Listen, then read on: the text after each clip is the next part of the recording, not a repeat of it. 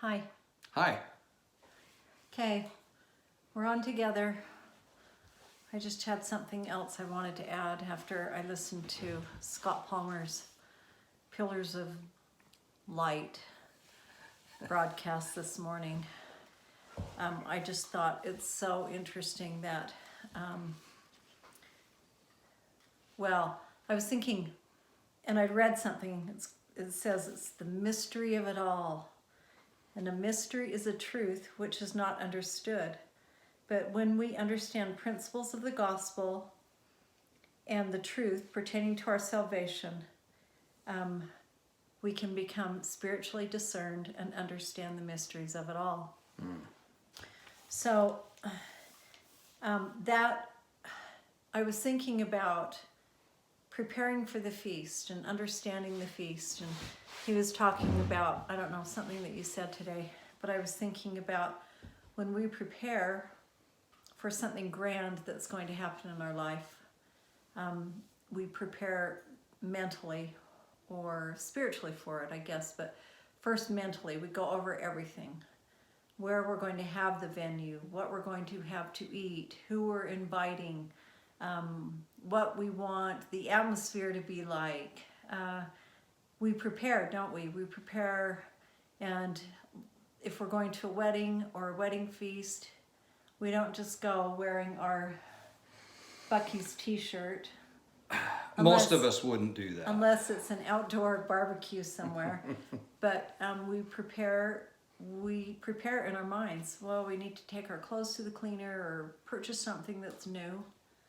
That'd be fun.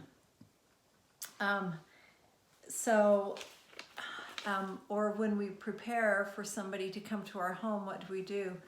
We clean our home. We prepare the food in our mind. I have this thing that I don't know. I just have this. I have to go over every part. Every little detail. Of what is going to happen so that I'm prepared for it. I don't like being caught unprepared, let's just put it that way. So we have the spiritual preparation, don't we, of thinking about every facet of it before we start preparing physically for it. And one part of that, just to add something, is as you're looking, is particularly like for food or maybe extra chairs or anything like that, you make an assessment of what you have and what you don't have. And always you have to go to the store for some ingredient or something. You have most things already because you're just that way, but there's always something, some little thing that you need for the dish that you're going to make, or some other physical aspect. So you make that assessment, don't you? Yeah. Okay, cool. Absolutely. Especially me. He knows me well. I'm like, we'll be fine. We have so much stuff. No, I'm making this and I need to get this ingredient. Yeah. All right. So anyway, I was thinking about, well, first of all, this morning I woke up and on my news feed was the article about that Biden, he said that he would give some assistance to Texas for their what they're going through right now. And I can testify that it is a big deal. Their weather-related issues. In Waco, Texas this morning, it was 8 degrees. 8. Kirtland, our daughter, and we always tease that she'll say, oh, it's 80 degrees. And I'll say, oh, great.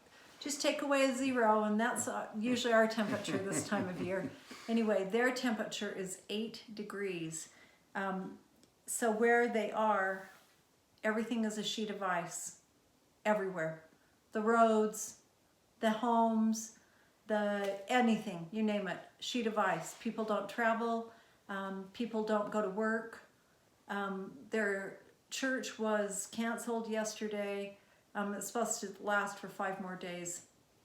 Anyway, they were talking about how this the clean, what do you call them? Windmills. The windmills in Texas, and they are pretty amazing. The They're clean energy that kill a lot of birds. anyway. Sorry. This wonderful clean energy is 23%, only 23% of their on their that makes their energy, but 23% has decreased now because They're frozen. they're frozen solid. They can't move. The propellers are stuck. The propellers, and it's pretty amazing when you drive through Texas and you can see the fields and fields and fields. Acres is an understatement. Huge tracts of land filled with these Windmill farms. yeah. So anyway, a couple of months ago, she bought a generator. She said she didn't know why. She just felt like she should, probably because we said we'd purchased one. But I think she bought hers before we bought ours. Anyway, she felt like she should purchase this generator, which is a good thing because now with these rolling power outages, they'll be without power for a while, and they have a whole week looking forward to doing this. And so it'll keep her and her little children safe, and her husband that's from Alaska is loving it because he's totally into all this. But it is a big deal for that they're prepared for certain things like this. But she said one thing she found is that she didn't have the right clothing. She has the right clothing because she's from here and she's carried some of her coats and that with her. But for her children, their children don't have warm coats. They have rain slickers that they would put. No warm boots. They don't have, and we had a picture when it snowed a couple of weeks ago there. Snowed like 4 inches or so. They were out in their little rain galoshes. And their youngest daughter, she did not look like she was having a good time out there in her little rain galoshes and her little slicker and her little pretend gloves.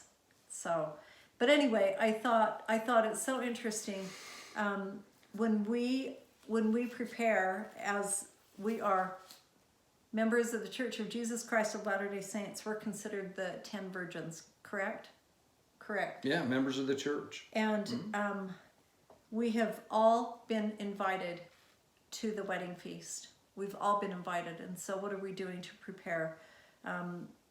We see people when they're going to have big events, like you said, we've seen tons of people around here that put up the big signs, welcome home from your mission, or from Army or Navy or, whatever. We have a lot of military people. Air Force. Tons of Air Force. That should have been Yeah. Anyway, our homes are clean, our food's prepared, the places for them are welcoming, and so they are ready. Sorry, I have to look at my notes because I'm not like a certain person. But anyway, so what have we done to prepare? In D&C 109, and also 88, so I'll see which one I'm closest to. It's 109, is it prepare every needful thing? Is it 109 verse 7?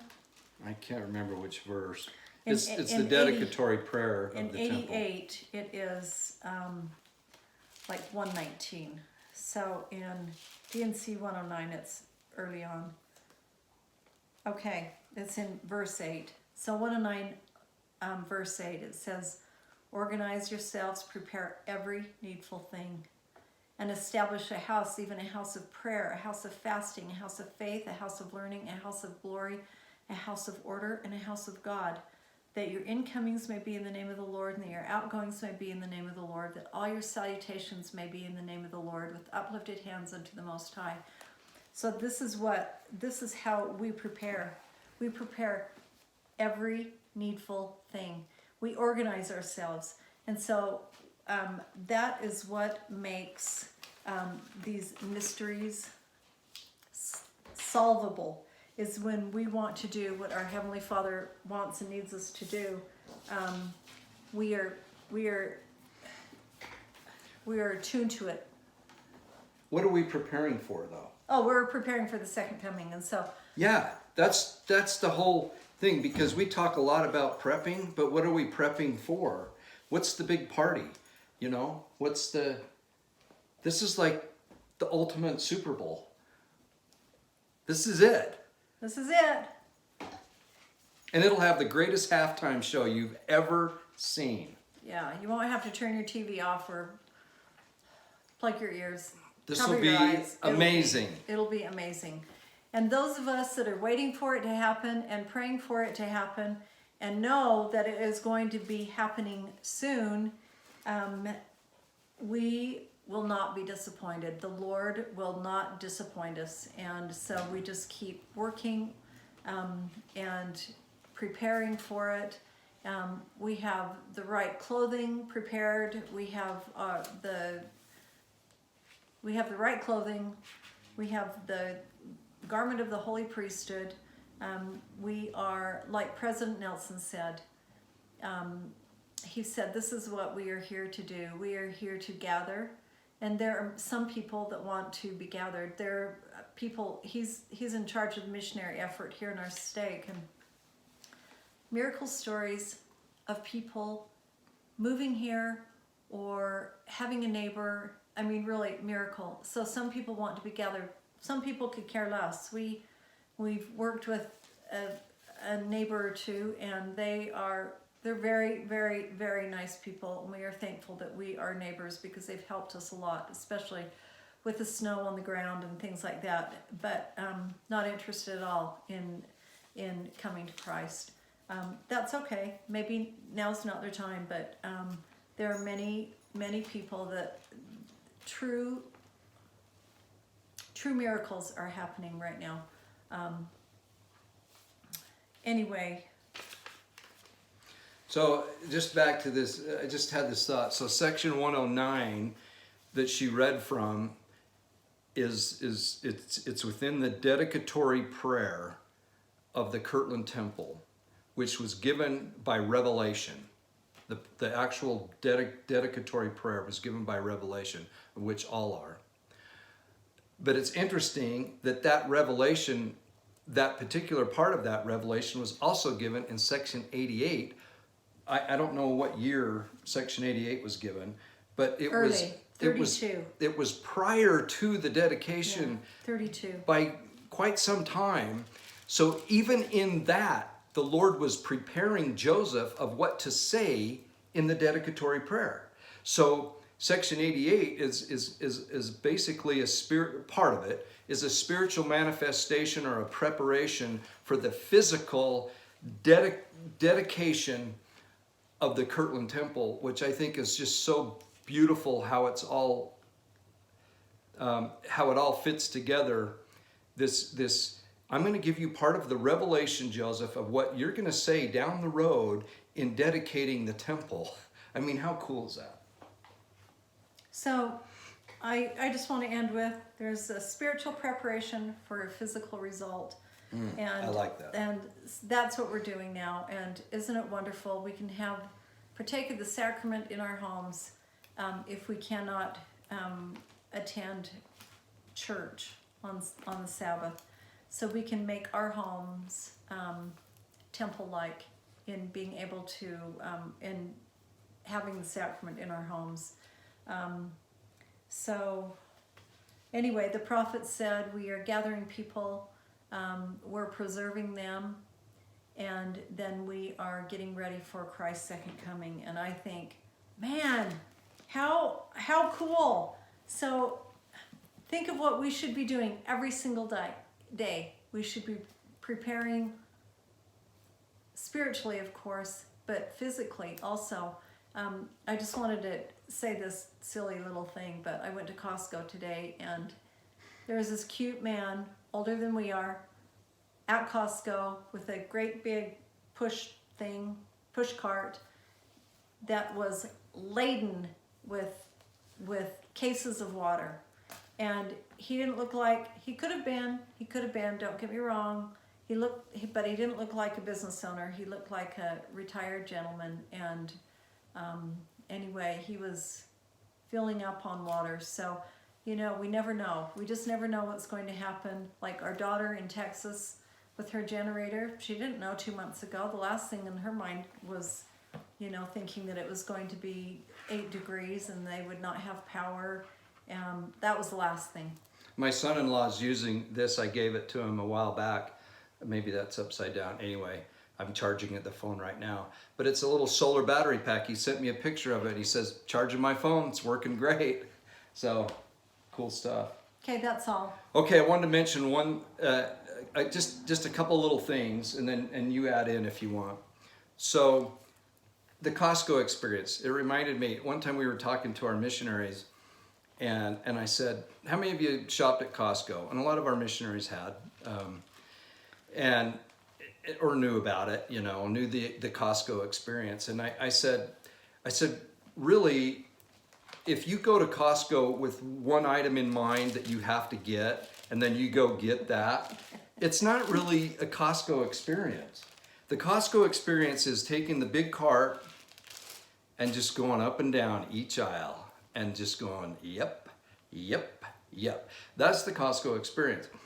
And that's really, for me, is the gospel of Jesus Christ. It's filling that cart up with all the good things. And instead of just, you know, focused on one thing, getting it and getting out of there, that's no fun. So, I don't know, that was just kind of a side thing. That's good. The other thing I wanted to mention, I did a video 7-8 months ago, and not very many of you have watched it, which, you know, hey, I get it. But it's called Wine Wedding Wonderful. And it covers some of this, but not as well as what Sue covered as far as prepping and getting ready spiritually for a physical event. I love that. But one interesting thing is that there are a couple of weddings mentioned, at least 2. And one is Christ's first miracle. And John says it was his first miracle. Now there might have been other miracles, but this was the one that was kind of out in the open, and it was at the wedding. And I don't think we really know who the wedding was, but Christ's mother was there. And they ran out of wine. And that's a big deal. That's a huge deal. And she came to Christ, and he said, it's not my time yet. But then he changed, and his mother said, okay, people, you do exactly what he tells you to do. And it happened. And he changed the water to wine, and he didn't just change the water to wine. He made that wine the best. And if you've watched the movie or the series Chosen, and you remember that scene of the wedding feast where, and it's right in Scripture, where you usually have the best wine at the beginning, and then people get a little loose, and then you give them the cheap stuff and they don't know it. And that's how you make it go along a lot further. And this was just the opposite. This was just the opposite. The best was for the last. So here we have an example of the first shall be last and the last shall be first. And the same thing I thought of with this wedding feast. The first miracle of Christ is an example of what's going to happen in the last days, the wedding feast, right? And vice versa. So they mirror each other, this wedding feast in Cana and the wedding feast of the bride and the groom, the church and Christ being married together. And it's all about the feast. It's all about the feast. And I think too often we focus, and I like to show up to the party, right? She likes to make sure all the details are in place. It's a good combination, because sometimes we can focus so much on the preparation that we forget what the big meaning of the preparation is for. And yet, if we don't prepare, it's a bust, and the party doesn't work out. So if you don't prepare physically, you're not prepared spiritually. Exactly. And so you can't just show up, in other words, like a lot of us want to do. We just want to have someone else worry about everything, and then we just show up. for the party. And individually, we all have to prepare the little details and get ready. But then let's also focus, in my opinion, on the party, on the event that we're preparing for. And that was the wedding feast in Cana. That was the wedding feast that we're looking forward to at the second coming of the Savior. So I loved your insights. I thought they were just spot on. The last thing I want to say is this is from Mary, and this is how we ought to be. Whatsoever he saith, and she's talking to the people at the party, or the governor, or whoever's preparing, should have been doing it. She says, whatsoever he saith unto you, do it. And that's how we need to be. Beautiful. All right. Love y'all. Love.